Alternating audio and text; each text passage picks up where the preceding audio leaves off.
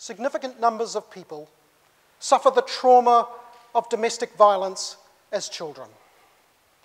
This includes physical, sexual, and psychological abuse.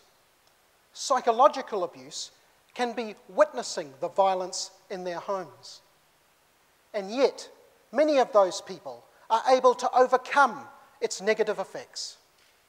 These people are called resilient, and they are the topic of my thesis.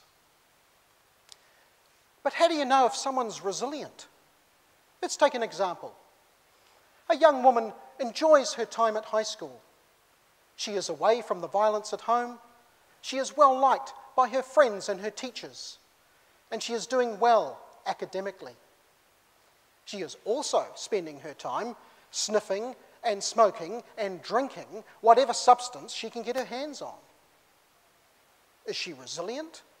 Is she emotionally disturbed? Who makes that decision?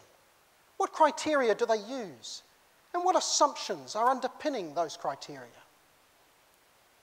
In my research, I've been interviewing people who experienced domestic violence as children and who tell their stories of resilience. In the preliminary findings, a central theme is that resilience-enhancing experiences always occur away from the violence. And this is where the law comes in. When the law says, as it does in this country, that the welfare and best interest of the child must be the paramount consideration for a court, and when it says that children must be free from all forms of violence, you would think that the law would enhance resilience. However, all too often, the law lets children down. Yes, there are other important considerations for a court in regards to children, such as maintaining family relationships.